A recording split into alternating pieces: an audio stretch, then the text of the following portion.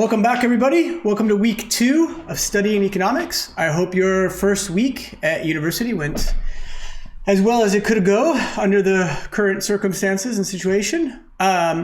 This week, we are reading about and talking about what economics actually is and what economists actually do. This is something that I didn't really ever get a handle on until I was fairly advanced in my studies, and I was really kind of actively thinking about it and thinking about what made an economist rather than another kind of social scientist, or when could someone call themselves an economist. And I think very much it's just sort of a frame of mind. It's a set of tools, as we're going to talk about, and a way of thinking about the world. Using those tools. And I think there's often a misconception of economics as sort of the people you see on TV. So in the news, there'll be some report about some new economic numbers, say GDP growth, or unemployment rate has gone up or down, and they'll have someone on to talk about it. And they'll say, we have Professor Economist so-and-so from such and such a place. They're here to tell us about these numbers and what they mean.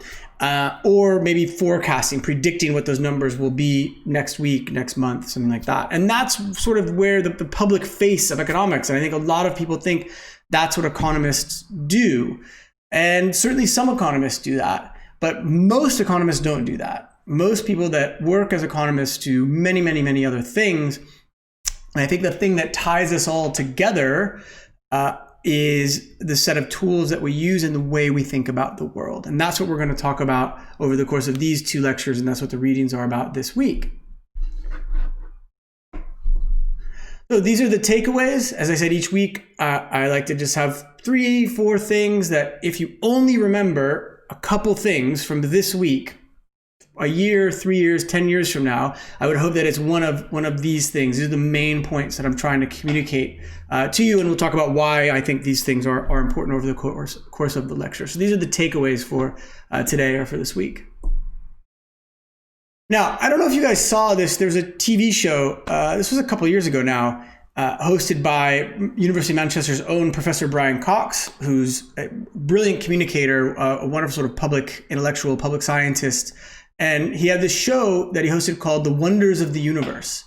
And he presented with his lovely accent and very charming ways, he presented all this sort of wonderful knowledge that we had about quasars and black holes and things very, very far away and huge beyond human imagination. And it was all beautifully produced, and it was pretty interesting. But sort of during it and halfway through it, I kind of thought, this is great, but who cares? I mean, what difference does this stuff make to my life, to your life, to the lives of people that don't have enough to eat when they go to bed at night? Who cares that a quasar did whatever quasars do however many billion years ago? It's interesting and it's a beautifully produced show, but I just was struggling to find why it mattered. Now, that's not to say astrophysics doesn't matter. Obviously it matters, and it is super interesting, I think. But for my day-to-day life, it just didn't seem to make a difference. And I thought, why is there not a show called The Wonders of Economics, which is about things that really affect our lives? You know, why do some people not have enough to eat before they go to bed? Why do we spend money on the telescopes that allow us to see these quasars and not spend that money on something else, school or hospital, or microscopes that help us see very, very small things? How do we make those decisions as individuals, as a society, as a planet? That's the TV show that I would like to see. That we need somebody that's as charming as Professor Cox to host it and explain these things to us. But I thought that should be what's really interesting, because that matters to every single person. Economics and the way we understand the world and the way we organize ourselves as a society matters to everybody. It makes a difference in everybody's life. And one example of this is think about something that's very important to my life, which is the burrito. Now, there's a couple of very good burrito places in Manchester. I think Bar Burrito in Piccadilly Gardens is probably the best burrito. I'd give it's probably like a UK 8 and an American 5. So it's decent burrito. It's not the best burrito, but it's pretty good. But there's a couple other places that do pretty good burritos as well. And why do we care about burritos? It's one thing that I miss most about living in America is good Mexican food. You just cannot find it anywhere in Europe. And I grew up eating burritos and used to live on burritos when I was at university. Love them. So I like to get one every once in a while as a little treat to myself. And it's kind of a miracle if you think about the fact that I'm able to do that. So I can walk into Bar Burrito in Piccadilly Gardens at 3:00 in the afternoon on a Tuesday, and I can say, I want a chicken burrito with brown rice and pico de gallo. And they just give it to me. I mean, I have to pay for it, but it's there waiting for me. Now, I didn't call ahead of time to say, look, next week, I'm going to want a chicken burrito with pico de gallo and brown rice. I just showed up. They didn't know I was coming.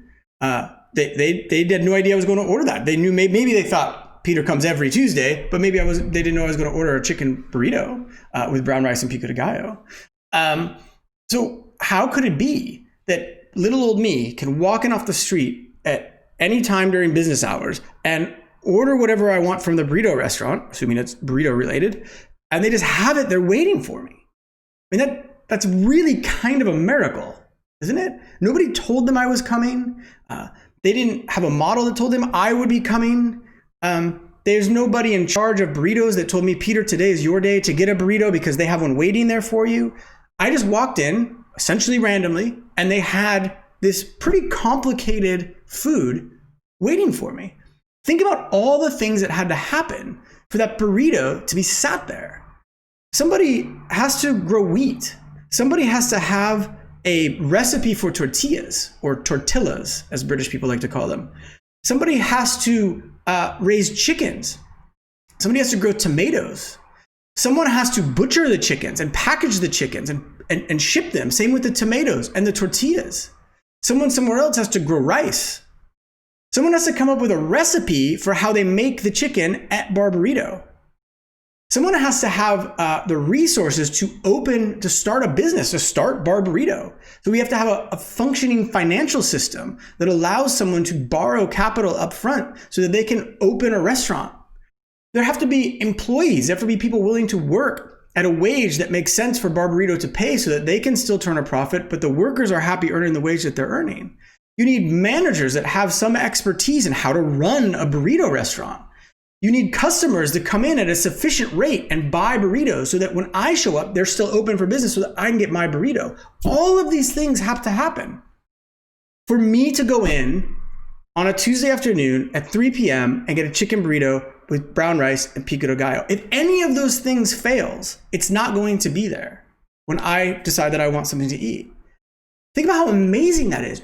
And the most amazing thing about it is nobody is orchestrating this. Nobody is in charge.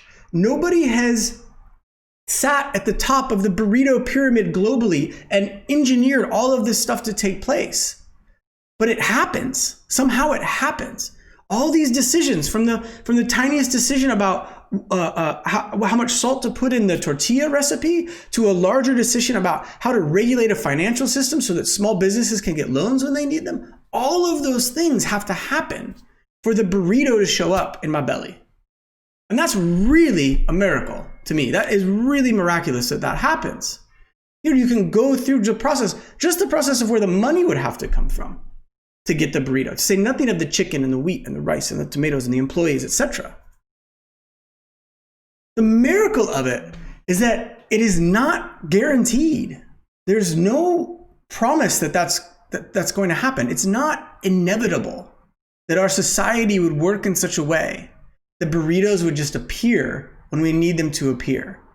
And in our history, there have been different approaches to organizing ourselves as a society that have resulted in shortages like this, where you go to buy your cheese or you go to the burrito counter to get your burrito and there isn't a burrito waiting for you. You want one, you're willing to pay for it, but there's been some breakdown in all those decisions that had to get made to ensure that my burrito was there. There was some breakdown that prevented the burrito from appearing. And that, for me, is one of the most amazing things in human experience. It might seem really silly, but go into any shop, a bookshop, a restaurant, a bar, a cafe, whatever it is, and sit with your cup of coffee and think about how much stuff had to happen for that coffee to be in your hand. It's amazing. Now, those decisions, all those tiny little decisions and big decisions, are the things that economists study. So when I think about when people ask, like, well, what do economists do? What are they interested in? They're interested in anything that human beings do. Any sort of decision that human beings make, we can try to understand with the toolkit of economics. Now, we can put those into some broader categories, right? So these are the big kinds of problems that we're trying to solve. And just about everything in how human beings interact fits into one of these categories. It really does. Imagine we only have 20 pounds between us. So you might come across this sort of situation with housemates, your family, with other friends. You guys are hungry and you only got 20 quid to spend on dinner between you. You have to answer 3 questions before you get dinner. So one is, what should we have for dinner? What should we, as this group of people together with our 20 pounds, what should we do with it? We have a need that we've established. We're hungry. We need dinner. What should we do to address that need? So should we go to Greg's and get a vegan sausage roll, or should we get pizza? Now let's decide we don't want Greg's. We want pizza. Great. We've made one decision. We had a need. We have a problem that we're hungry. We've decided we're going to get pizza. How are we going to get it? How are we going to get that pizza? Maybe one of us works in a pizza restaurant and knows how to make pizza. That would be one option. We could make it from scratch. We could get delivery. We could order from Domino's. If we were really mad at ourselves, we could order from Domino's and eat Domino's for dinner. We could pop down to the shop and get one of those like frozen pizzas or an oven pizza and just whack it in the oven. Sometimes you can zhuzh it up with a few extra things on top, make it special for yourself. So we have different approaches to making the pizza. And there'll be different things that we consider when determining what the best approach is. So one would be, what is the approach that gives us the most pizza for our 20 quid? What is the approach that gives us the best pizza for our 20 quid? Right? What is the approach that causes the least harm to the world around us for our 20 quid? We might have to weigh all 3 of those things and more off against each other to find some equilibrium, some balance where we think, okay, given all of the features of the pizza, this is the best, and the constraint that we have, the 20 pounds, this is the best approach. We're gonna make it from scratch. So now we have our problem. We're hungry. We only have 20 quid. We figure out what we want and we figured out how we're going to get it. Now we've got our pizza. Now, how do we divide that pizza? We had 20 pounds between the group of us, but maybe we didn't all put in the same amount of money. Maybe I put in 15 and everybody else just put in 1 pound. So there's 6 of us, we ended up with 20 quid. How should we split the pizza? Should I get most of the pizza? Should I get 3/4 of the pizza? What if we have a housemate who maybe just lost their job and doesn't have any money and they couldn't contribute to the pizza, but they're also hungry? Should we redistribute some pizza to them so that their needs are also satisfied? So splitting the pizza becomes a pretty complicated question fairly quickly. And I always had a housemate when I was at university that used to always do this. He was kind of a hermit. He stayed in his room a lot. But as soon as we had dinner, maybe pizza, maybe we made pasta, whatever. So you'd be sat down ready to eat something and he'd pop his head up and be like, hey, can I get in on some of that? I'm like, oh, this guy never helps. But you know, he was our housemate. We cared about him. He was hungry. So we ended up feeding him. It does get annoying after a while though. We have all these decisions to make just to determine that we got pizza for dinner, right? And the world consists of a million vastly more complicated decisions. And there's things that we didn't even really consider. So maybe we have a coupon and that changes the relative price of ordering pizza versus making pizza. Maybe one of our housemates is lactose intolerant and can't eat cheese. And so actually pizza is not a great option because it kind of excludes that person from eating it. Maybe only Domino's delivers to us. And so the delivery option is now constrained further because only one company delivers pizza to us. Yeah, and maybe our housemate's the pizzaiolo. Maybe he's a really good pizza maker. Maybe no one has ever made pizza, but someone has a cookbook. All of these things change the relative costs of pursuing one approach to feeding ourselves or another. And therefore will determine the choices that we make, the decisions that we make. These are the incentives that we face. So as I said, almost everything economists study will fit into one of these. And I think just about everything in humans, our experience fits into one of these. The decisions that we make will fit into one of these categories. So economists study lots of different things. Here's some formalizations. What do we want to make? Well, this is social choice, consumer theory, preferences, political economy, studying social norms. How should we get it? Looking at constraints, resource allocation, efficiency, productivity, innovation, technology, all of these things economists study all the time, right? Who gets it? Wages, profits, taxes, redistribution. How do race, gender, and education play into that? How persistent is poverty? All of those things will weigh into it. So all of these conditions that surround how we make decisions and really determine the decisions that we make are called incentives. Incentives are the water that we swim in. And you'll hear me use that analogy a couple times in this course. Incentives are everywhere. They are unavoidable. No matter what you do, you will face certain incentives, because no matter what you do, you will face certain constraints and certain relative prices. And that's what we mean by incentives. So homelessness is a really big issue in Manchester. It's a big issue in the UK. It's something that wasn't always such a big issue, and it has become so. What I'd like you to do is, after this first half of today's lectures, I'd like you to go to Piazza, and there's a survey question, and I'd like you to answer that survey question, and we're going to talk about it in the live discussion. This is the survey question. So go to Piazza, and you can answer this question. So there are between 300 and 1,000 homeless people in Manchester. What should be done about it? So I'm already proposing that the problem that we have. So in the previous example, the problem was we were hungry, we wanted dinner. Here, the problem is we have homelessness. We have a lot of people that are homeless. What should we do about it? So go through, think about each one of these, think about the incentives, the costs involved in each one of these, the benefits of each one of these to your mind. You don't have to be an expert on homelessness, but just think about it a little bit and then pick one and then come to the live discussion, and we're going to have a chat about this. This is a real issue. I'm from the US, as I said, and homelessness is out of control in America. And it's kind of crazy to see in Seattle, where I'm from, when I go home, it's this incredibly wealthy city, and there's homeless people everywhere, and we just doesn't. I don't know if we don't have the solution or we don't commit the resources to it, but it's a real problem. Right. So these characteristics are called incentives. The water in which we're swimming, the conditions under which we make decisions are called incentives, and they determine everything that you decide, everything that you do. So I don't know if you've ever heard of a band called ABBA. They're super famous from the 70s and 80s. This is a picture of ABBA with their super awesome clothes. They were known for wearing really wild, out there clothes, not just because it was the 70s, but it was even sort of pretty wild and out there for the 70s. And they admitted, this was a year or so ago, I think, they admitted that those clothes were actually the result of tax incentives in Sweden. They're a Swedish band. And in Sweden, you could deduct the cost of your costumes from your taxable income. So it was an incentive, it was a tax break that encouraged people to make costumes, gave a tax break to people that were making costumes, like people working in the theater. But the condition on that was that they couldn't be clothes that you could wear in the street.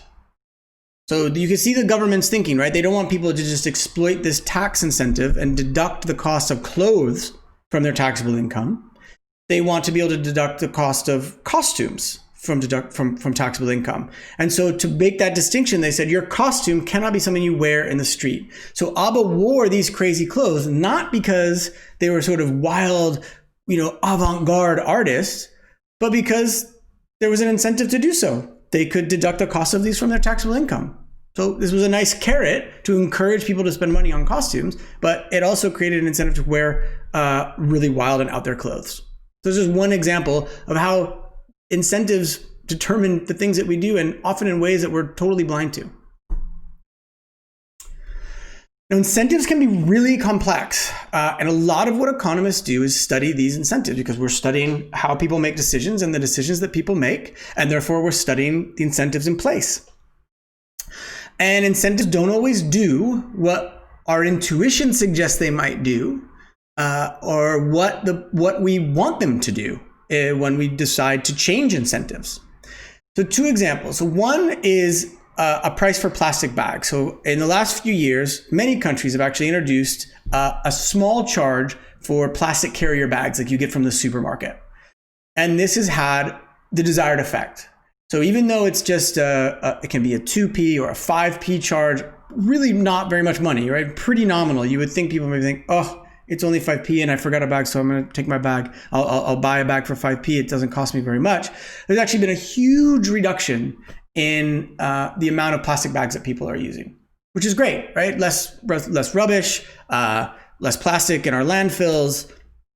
That seems like a good thing. That seems like a positive thing. The policy works as it was designed to work.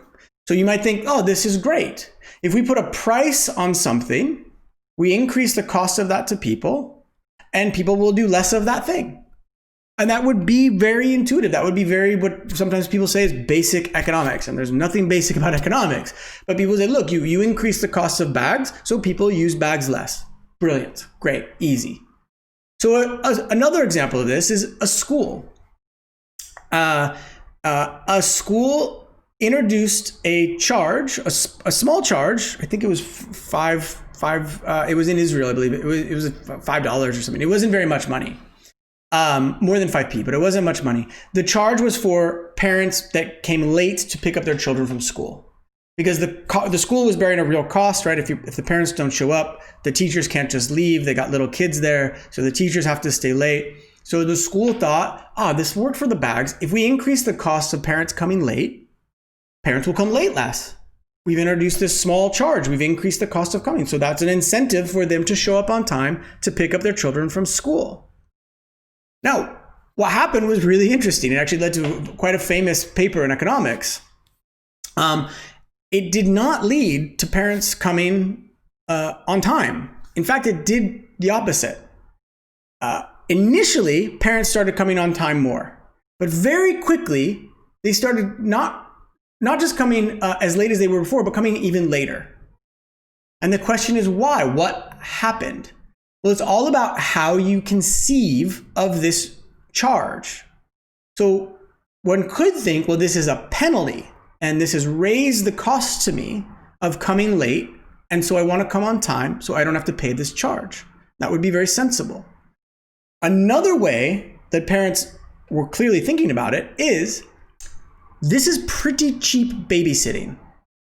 Yes, I have to pay, but I don't have to pay that much. And although I felt guilty about coming late before, now I don't even feel guilty about coming because I'm paying for it. So I'm going to come even later than I was before. And indeed, that's what we saw. That's what parents did. And it was very surprising to the school because it is not what they expected to have happen, nor is it what we would expect to have happen from quote unquote basic economics. The incentives are complex. How people think about this price.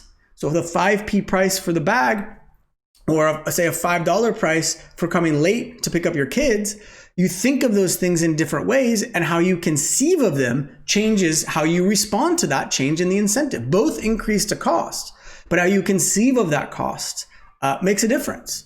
So these incentives are complex. It is not as simple as just saying, increase the price of things that you don't want and you will get less of that thing. Often that's the case. Sometimes it's not. Now, economics is a quantitative approach to social science. So all social scientists are interested in some way in those three questions, although, anthropologists would have their own typology of problems that they're interested in, as would sociologists. But I think in social science, those are the things that we're interested in. So what are people doing and why are they behaving in the way that they're doing? And we emphasize slightly different things. So anthropologists will emphasize more, say, culture, super important. Economists tend to emphasize methodology. So rather than being thematically driven or being concerned with certain characteristics of how people make decisions, we like to study pretty much anything that people are doing to the best of our ability quantitatively. So we use data, we use statistics, we use econometrics, which you guys are going to learn a lot of over the course of the next 3 years, to understand what people are actually doing. And we use mathematical models, which we're going to talk about a lot in here, sort of why we use mathematical models that help us interpret and understand what it is that we see in the data. So we use these two things together, but they're both quantitative, right? Now, it's important to remember, always keep this in mind, that the math in your models, the statistics, the econometrics, all of this stuff is there to help clarify how we think about the world, to provide some evidence about how we think about the world. But it does not replace your thinking about the world. Marshall once said that models aren't true, but there is truth in models. And we're going to talk about that when we get to talking about models more. But sometimes students, especially early on in economics, confuse an outcome of a model with something that then must be true about the world. And that is just not the case. So we are not physicists. We are quantitative in a way that physicists are, although I think they use much more sophisticated mathematics, and we tend to. But we're not doing the same kind of thing as physicists. And the reason is that physicists are trying to discover universal truths about the way that the universe works. And economists can't do that because we're studying human beings, and there just are no universal truths about human beings. Physicists are discovering laws. Economists are primarily telling stories supported by evidence using quantitative methods. That's what we do. Richard Feynman, who is one of my most favorite people in the world. I think I wish I could have gone to a lecture by him. I've watched hours of his lectures on YouTube. I think he's absolutely brilliant. He's a super interesting guy. He was a brilliant physicist, but also a brilliant human being. He once said, imagine how much harder physics would be if electrons had feelings. And essentially what economists do is study the particles we study are human beings, and human beings have feelings, and human beings have unbelievably complicated internal lives and things that we could never observe and understand, and that people don't even understand about themselves. And those are the things we're trying to study. And once those things start interacting with each other, once that super complicated individual starts interacting with lots of other super complicated individuals, man, it gets really hard to figure out what it is that's actually going on out in the world and how people are actually influenced by the incentives that they face. People do all sorts of things that particles don't do. People have expectations about their future that determines what they do now. So for human beings, in some way you can say causality can flow backwards, that the future, or at least expectations about the future, can determine what happens today, which is just something that can't happen in physics. Economics is really, really complicated. It's really, really hard. And it's really hard to get at something that we can even begin to hope to call truth. I mentioned at the beginning here that economics is really, we distinguish ourselves methodologically rather than thematically. So we are, what I think makes economics is the tools that we use. So it's how we study things rather than what we study. Because economists study, as I said, anything that human beings do and more, right? There's economists that study, they taught capuchin monkeys how to use money and watched how they interacted with money. And economists study all sorts of stuff beyond people, so monkeys sometimes too. But anything that human beings do, economists study. We seek and measure quote unquote economic variables, but economic variables can be anything that human beings do. It's not limited to GDP and exchange rates. Those are indeed economic variables, but economic variables can be your height, your race, your gender, what postcode you grew up in, your level of education, what you studied, personality traits. So some of the big five we take from psychology, these sort of big five personality traits. I have one of my co-authors wrote a paper about big five personality traits and labor market outcomes. Anything. More and more economists are testing for like levels of hormones, say level of testosterone that is in somebody. So they'll run an experiment, they'll draw blood, they'll look at the level of testosterone to understand how that determines how human beings make decisions given different constraints, given different incentives around them. And we use statistical models, we use econometrics and theoretical models to help us do this. In general, sociologists, historians, anthropologists don't use the statistical models and the theoretical models, based in mathematics, in the same way that economists do. In America, sociologists do a bit more than in the European flavor of sociology. But in general, these other social scientists tend not to do that. Political scientists more and more are blending with economics. I think there's a lot of overlap more and more between them, as there is between economics and psychology. There's sort of a larger degree of overlap as time goes by. But our sociologists, our historians, our anthropologists generally don't. And that's not a knock against them. It's just a different set of tools. Another thing that distinguishes economics, I think, although I think you could say this about any social science, is that it is an abstract approach to social science. So, maybe social anthropologists might study a small group of people and really understand the culture of that small group of people. They study big groups of people as well, but they may drill down and really try to understand the history and behaviors of people with respect to a particular dimension of their culture in a lot of detail.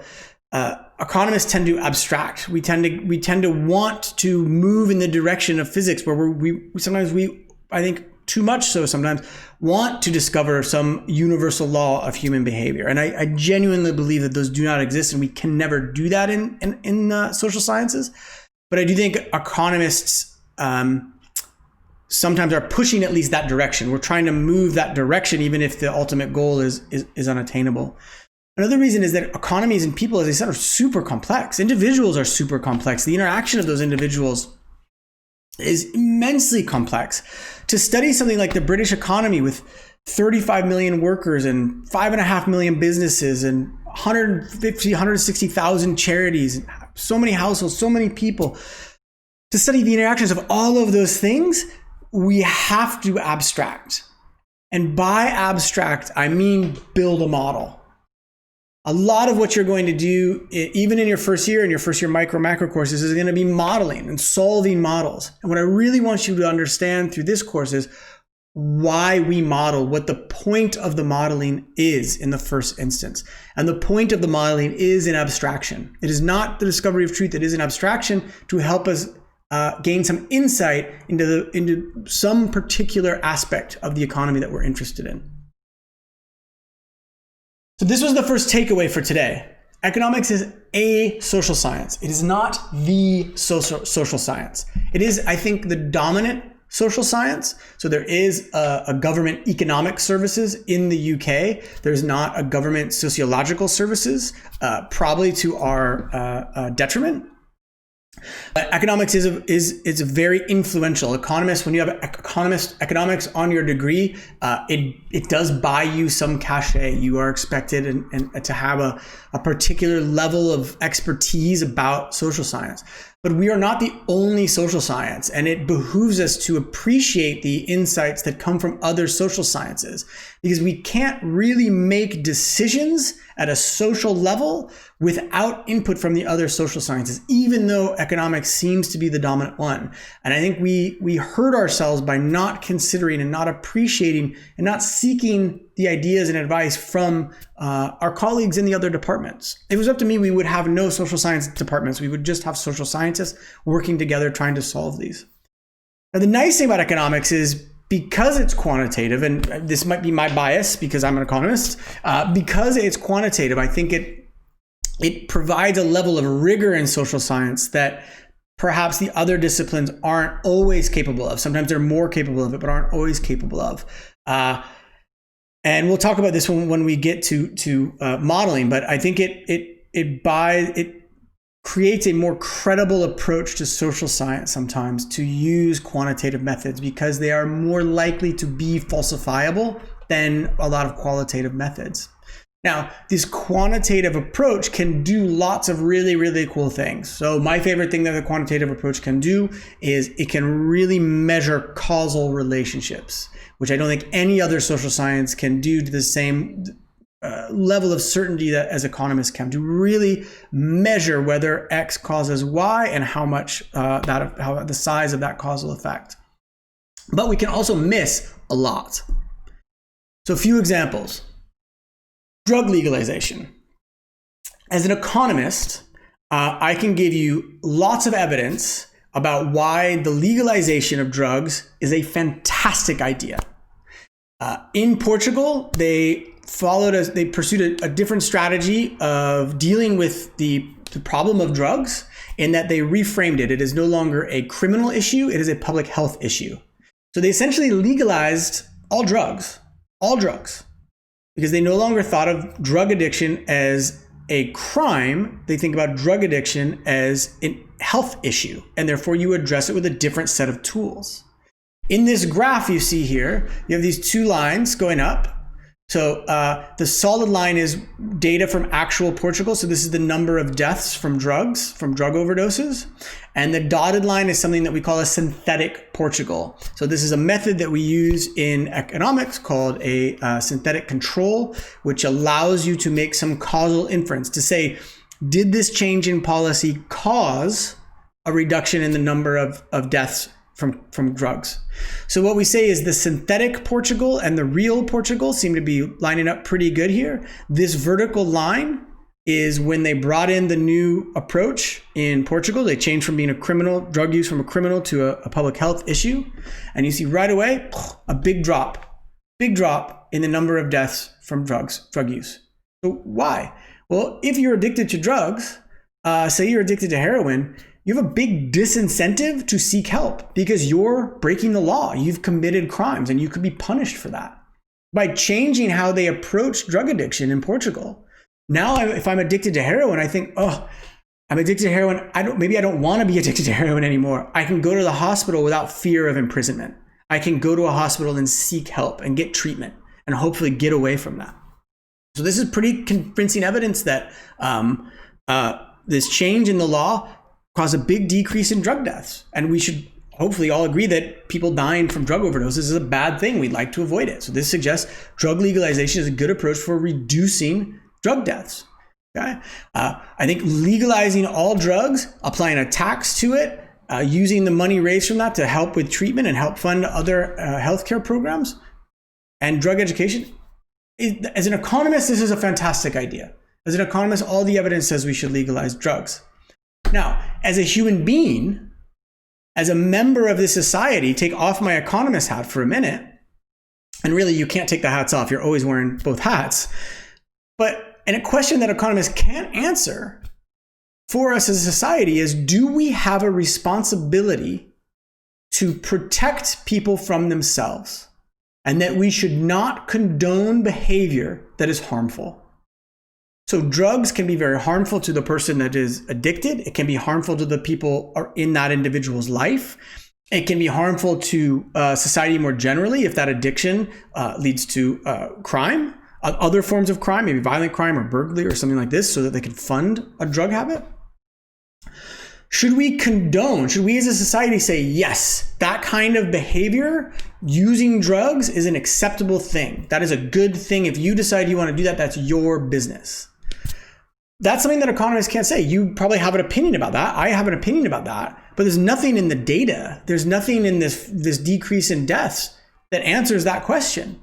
Maybe we as a society should just say, listen, there's some things that we don't think people should do, and we can't make it legal. In my work about sex work, my research about sex work, this is a constant debate within policy, among policymakers concerned with the regulation of sex work. Should we condone sex work? Is sex work legitimate work? There's a big debate about that. Care for the elderly. This is going to be a massive issue in your lives. This is going to probably be the dominant issue of your adult lives, which is we have an aging population. And we have people that are still retiring at 65, and we have more and more people living until they're 90 and 100 years old. Those numbers are probably going to keep increasing. We're going to have a huge number of people, a huge proportion of our society over the age of 65, getting older, having all the problems that come with getting older. Your mind starts to get a bit wobbly, more dementia, more Alzheimer's. Your body starts falling apart. Your hip hurts. You break your pelvis. You're going to need more and more care for these people. Healthcare costs for these people are going to be higher and higher and higher. This is a problem we are going to face in our societies. It is inevitable, and it's going to become extremely costly, and we're going to have to make some really hard decisions. Because if we want to continue to provide pensions and healthcare at the level that they currently are for a population of older people that's getting larger and larger, we're going to have to figure out where that money comes from. Now, as an economist, we can produce all sorts of great, useful evidence on the value of work, the cost of retiring at 65 and living longer, so the cost of higher life expectancies. We can produce lots of estimates about if we change how much healthcare we actually provide, how much will that cost us, how much could we save. We can provide good ideas and evidence for how we could incentivize people having children. So we increase the proportion of our population that's younger to try to offset the proportion that's older. So we get more people that are working age out there actually employed and paying taxes and paying for the healthcare for these older people. We can do all of that. What we can't answer as economists is how much a human life is actually worth. So how much are we willing to spend on healthcare for an individual who's 85 years old? We are going to have to make that decision. And before you jump and say, well, I don't know, 100 quid, what if it's your nana? What if it's your grandfather? How much should we pay to keep them alive? And maybe 85 isn't as old as it used to be. People live to be 100 now. Maybe 85, they could have 15 more years of life. They could have more. Should we pay a lot of money to keep them alive, to replace their hip, to, treat them for cancer? What should we do? Those are questions we cannot answer as economists, but we will have to come up with answers to those questions in order to produce sensible healthcare policy in coming years. Immigration, massive issue of our day, right? We have elections that were run in the UK and the US that were, largely driven by people's attitudes about immigration. As an economist, I can provide you a ton of evidence that immigration is good for our economy. In the UK, in the US, we want immigrants coming here. They make our economy run better. They make it more efficient. They increase average wages for everybody. It's a positive thing. The evidence suggests it's overwhelmingly positive. What we can't say as economists is, what is the impact of large amounts of migration on local culture and traditions? And how important are those? So my grandmother-in-law, my wife's grandmother, who sadly passed away a couple of years ago, but she lived in a very, very small town in Suffolk. And that town had village, not even a town, a little village way out at the end of the road. And not much had changed there in like 100 years. The population hadn't really changed. They still had the same village fetes. It was been pretty static. And the people that lived there were happy with that. And over the course of the last 20 years, there was a big influx of migration from Eastern Europe because it was a very big agricultural area. And she didn't like that. And my sense from talking to her was that she wasn't a racist person any more than sort of any of us are, ingrained with a certain degree of racism, but she wasn't a hateful person. But she just liked her village and her traditions and her culture. She liked how things were, and she didn't want things to change. Now, how do I tell her, well, that's too bad, old lady, because mean wages in London are going up with the free movement of people between the EU and the UK. So sorry, but you're going to just have to deal with an influx of migration from Eastern Europe. Now, I'm all for more migration. I think it is a really positive thing, and I enjoy the diversity of cultures, but that's a personal preference, and not everybody shares that preference. So how do we weigh these things off against each other is not something that an economist can tell us. Public housing is another big one. London is an incredibly expensive place. Central Manchester is becoming an incredibly expensive place. And in the UK, we do have quite a large amount of public housing, less than we used to and less than perhaps maybe we should, but we do have quite a lot of public housing. Now, does it make sense to maintain public housing in central London where you could sell off that housing for millions and millions and millions of pounds that you could bring into the public coffers to provide better quality housing in other locations? So here, this chap, he lives in public housing. He wanted a bigger place in Covent Garden, dead central London. This is prime real estate. This is super expensive. Now, he grew up there. He's part of the community there. His family's part of the community there. They may have been for several generations. How do we trade off the fact that there's a clear financial benefit to the public purse of selling off the public housing in central London and moving Kevin Mullins further out to maybe also nice public housing, but out to a cheaper location, against the effect that that has on local communities? It's just not something that we can say as economists. We can tell you how much money it would bring in. We could tell you how the benefits and trading off benefits of living further away with the commuting costs. But the sense of community that is created by having multiple generations live in an area is not something we can really measure. It's pretty tough. And so can't really say anything about that. So these are big issues in our societies. These are big things that we need to think about that we don't have great answers to. And they're all problems that economists can contribute part of the answer to. We can contribute evidence to the conversation about how we should regulate migration, how we should run public housing, but we can't do it on our own. We have to get input from the other social sciences. We need philosophers at the table, sociologists, historians. We all need to be there having these conversations because they bring a perspective and an expertise into social science and ask questions and see things that economists we just tend not to because of the tools that we use. Our tools are powerful, but they're not the only tools. Now, not only are they not the only tools to study social science, but the set of tools that we use in economics are not always the same, nor is the set of questions. So unanimity of thought in economics, in social sciences, is much, much harder to achieve than it is in the hard sciences. Because physics, chemistry are discovering laws. They are discovering universal, immutable laws of how the universe works. And once that law is proven, once that law is shown to be true, to be universal, it's almost impossible for someone to disagree with it. It's not the case in economics. Any of those problems that I just listed, we can have, and we are having, generations-long debates and conversations about them. There just are no fundamental laws of human beings. And so you'll find, especially in social sciences, but even within economics, you'll find a ton of disagreement. So these two economists here, this is Schiller and Fama, they both won the Nobel Prize in the same year.